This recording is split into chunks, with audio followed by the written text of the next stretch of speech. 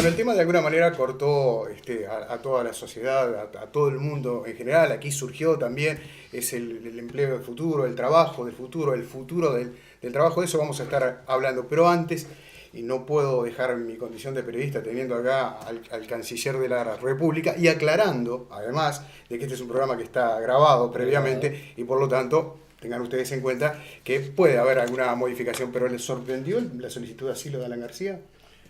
Sí. ¿Y cómo se resuelve esto? Bueno, al momento que estamos grabando este programa, bueno, tras la solicitud de asilo, que fue hecha al amparo de la Convención de Caracas de 1954, bueno, se activaron los protocolos y se están dando los pasos previstos en dicha convención. El señor Alan García fundamentó su petitorio. Fue, es decir, la situación fue inmediatamente informada al gobierno peruano, que a su vez, usando el derecho previsto en la Convención de Caracas, bueno, anunció que va a presentar documentación también probatoria, en fin, de su posición. Eso, estamos en el plazo, en este momento estamos en el plazo dentro del cual el gobierno peruano dijo que iba a presentar esos elementos. Esos elementos, bueno, una vez que los tengamos, serán insumos, ¿no?, para que el gobierno uruguayo soberanamente decida si accede al asilo solicitado o no.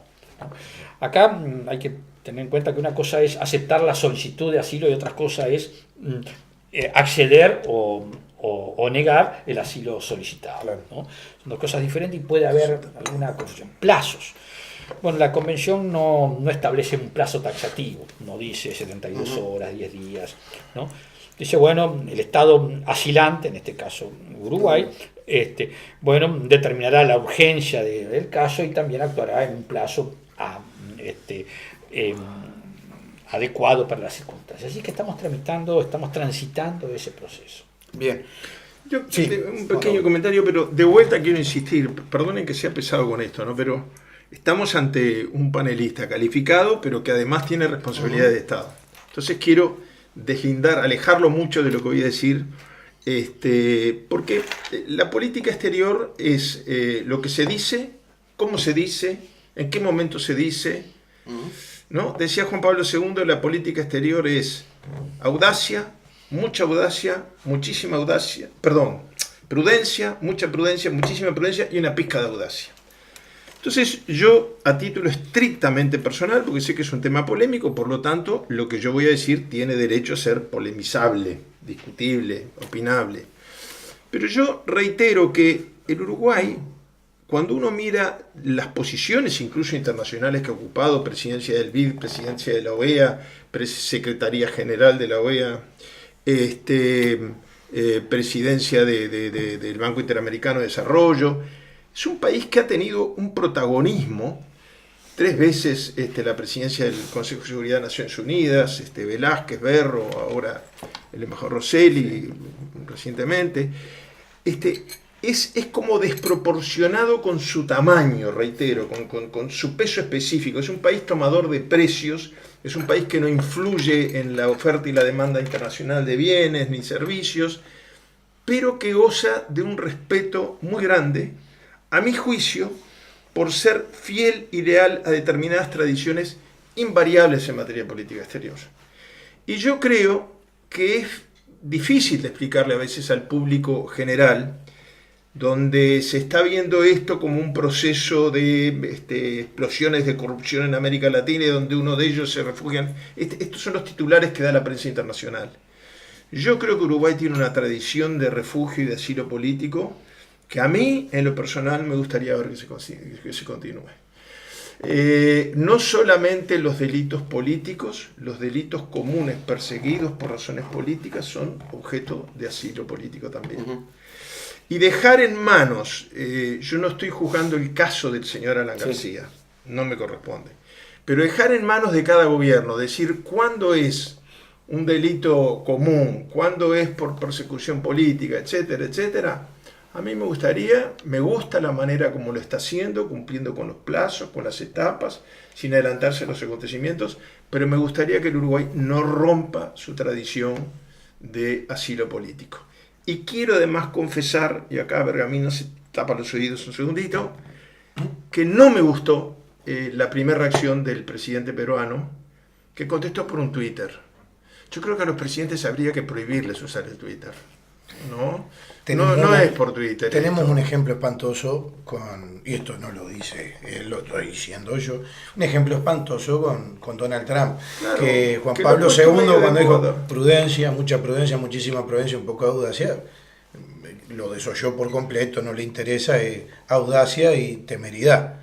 Pero creo que también es una señal de los tiempos. Yo creo que si la Cancillería elevó los antecedentes a la Cancillería peruana, hay que esperar que ésta responda debidamente y por los canales apropiados. Y a mí me resultó chocante que esa misma noche el presidente escriba un tuit. Y un tuit un poquitito agraviante hacia el Uruguay, porque cuando él dice Perú respeta la separación de poderes, a mí me rechinó alguna cosita como diciendo quienes le dan asilo no. Bien, les propongo sí cerrar con el tema planteado. Álvaro, ¿cómo ves el trabajo del futuro en la región? ¿Cómo estamos con la región? Pero es que es muy bueno el enganche, Pepe, porque en realidad una cosa tiene que ver con la otra. El futuro del trabajo uruguayo se va a definir por su inserción internacional. Uh-huh. Por eso yo felicito que hagan este programa, porque como dice Juan Raúl, como dice Ariel, la política internacional para Uruguay es política interna. O sea, no se puede pensar el Uruguay sin su inserción internacional. Lo dijo Herrera, ¿no? Uruguay es internacional o no es.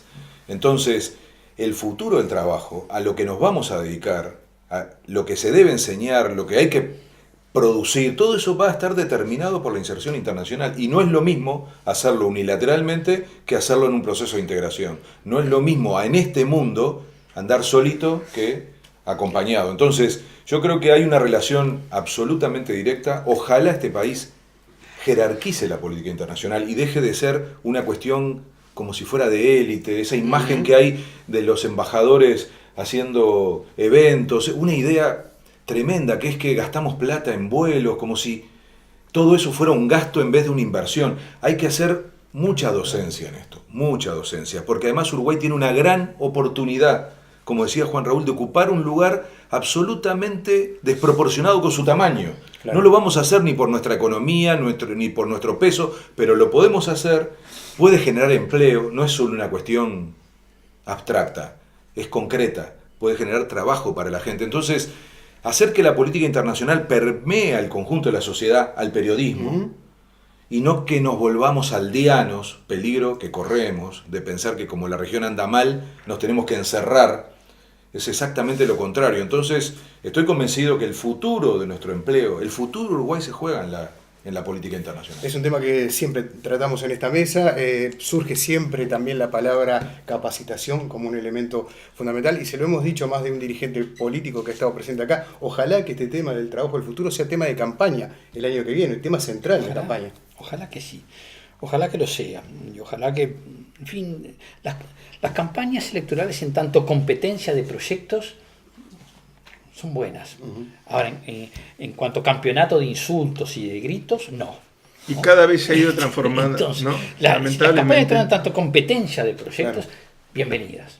Bienvenidas a nivel interno de los partidos, pero también entre los partidos, bienvenidas. Mientras sea discusión de proyectos, ¿no? Bienvenido. Ahora, si es colección de insultos, de agravios, ¿no? Bueno, de mentiras, ¿no? Eso es otra cosa. Pero no quiero terminar con eso. Yo creo que refiriéndose a don Manuel Oribe, que era una figura enjuta, ¿no? Muy ¿no? Don Juan Piruel Devoto decía que era un junco con hierro, ¿no? Que atrás de esa apariencia frágil, porque realmente lo era, ¿no? Había una voluntad de hierro y un hombre de una rectitud, además, hombre vertical. Bueno, utilizando esa metáfora, que reitero, don Juan Piruel Devoto había usaba para referirse a Manuel Oribe, José Pedro Barram decía que el Uruguay era un junco con hierro, ¿no? El Uruguay es eso, es una mezcla de flexibilidad por un lado, ¿no? Pero también de resistencia. Esa es en cierta forma nuestra historia, nuestro presente y será nuestro futuro, ¿no? Es decir, una combinación, una conjunción de flexibilidad y resistencia. Y eso lo tenemos que utilizar en lo que es nuestra inserción internacional y lo que es también nuestro desarrollo como nación. Juan Raúl, ¿cómo ves tú el tema del empleo del futuro? Bueno, yo creo que concretamente la fuerza política que yo integro está trabajando, y es más, yo en lo personal me estoy acostando bastante tarde las últimas noches por este tema. Está analizando en distintos niveles, fuerzas políticas, sectores que integran la fuerza política, pero además los grupos de base, los grupos programáticos, etcétera, el tema del cambio de la matriz productiva como un tema fundamental. Y de ese tema va a depender mucho hacia dónde se va a volcar el esfuerzo para la generación de nuevos empleos. Yo tengo la misma precaución que con mayor diplomacia ha hecho el vicecanciller, la preocupación de que lamentablemente yo aspiro que la campaña electoral sea un intercambio de ideas y de propuestas. En los últimos años hemos visto que eso ha sido sustituido por un intercambio de agravios, de descalificación. Si pensás distinto que yo, te descalifico, te insulto o te hago una denuncia. Ojalá que el año que viene sea así. Voy a hacer una referencia muy personal. No sé si está bien, pero es muy autorreferencial. Pero el año electoral empieza con una conmemoración que para mí, yo estoy seguro que para todos los que me acompañan en el panel y para muchos uruguayos, pero para mí tiene un valor muy importante. En enero del año electoral es el centenario del nacimiento de Wilson. Y yo aspiro profundamente de que no esté lleno de codazos, de empujones, de bien quién protagoniza, quién puede ir, quién no, a quién sacamos del pelo, porque de alguna manera una fecha tan emblemática para la política contemporánea, yo creo que va a marcar mucho el tono de lo que va a ser después el debate político de todo el año 1919. Sí, yo no quisiera irme del tema, pero tenemos un ejemplo muy interesante dentro de pocos días con esa unión de la juventud de todos los partidos políticos el 27 de noviembre. El río de libertad reciclado. ¿Sí? Me parece que es un hecho que tenemos que destacar, sí, que tenemos que poner sobre sí. la mesa, ¿no? Como Sí, un elemento, estamos hablando de la futura campaña, pero de alguna manera nos está tiñendo este fin de año también. Que el casi fin de hartazgo año no de este sea tema, ¿no? patear el tablero, sino rearmarlo. Eso es lo que están haciendo los jóvenes de todos los partidos. Ajá. Y justamente de los jóvenes se trata también el trabajo futuro, futuro, ¿no? Una persona que tengo sentada a mi lado me contó hace algún tiempo, creo que no estoy revelando nada que no pueda, con respecto al trabajo que hacían las ascensoristas en el Palacio de la Luz. ¿Te acordás de esa anécdota? Sí, me acuerdo porque un día aparecieron las máquinas que iban a sustituir ese trabajo y la discusión que tuvimos era muy razonable. Decíamos, bueno, para ellas estaban angustiadas, preocupadas y nadie podía realmente reivindicar como trabajo estar sentado en un cuadradito de 20 por 20 preguntándole a la gente a qué piso va, encerrado durante 8 horas. Entonces se trataba de aceptar la mejora tecnológica, pero encontrar una solución para que la vida de esa persona, su empleo y demás, continuara. Entonces, esa es la ecuación que hay que encontrar. No hay que caer en la trampa del final del trabajo, de la destrucción de empleo, va a haber cambio de empleo. El asunto es que las políticas públicas, por eso de vuelta el rol del Estado, tienen que conducir de tal manera que esa mejora tecnológica sea como hace 100 años, permitió las 8 horas, cuando se trabajaba 14, la creación de la seguridad social que no existía, la gente no se jubilaba, no tenía la capacidad de jubilarse, se moría trabajando, la esclavitud. O sea, todo eso se superó en una época donde seguro muchos decían es imposible. Entonces, también va a ser posible ahora distribuir mejor ese tiempo de trabajo, esa riqueza, y hacer que, así como mis compañeras ascensoristas siguieron trabajando en un trabajo mejor, ahora la expectativa de futuro sea de un trabajo mejor. Pero va a depender mucho de la inserción internacional, ¿eh? Así que este tema que ustedes eligieron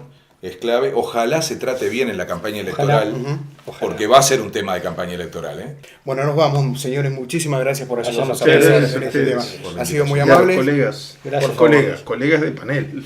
Nos volvemos a encontrar el próximo viernes, pero antes vamos a tener el cierre, como siempre, con Carlos García.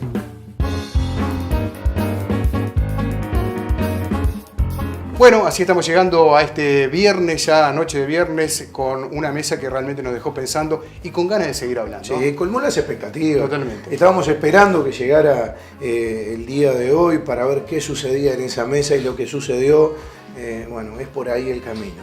Intercambiar, proyectarnos a futuro. La verdad, creo que otro programa que deja tela para cortar en el resto de la semana. Los invito el próximo viernes a un nuevo Encuentro Central. Esperas coches, pasan tranvías, así es mi tierra que se resfría y está engripada de hace 1000 días. Cuando sanará y caminará, cuando cambiará y podrá cantar.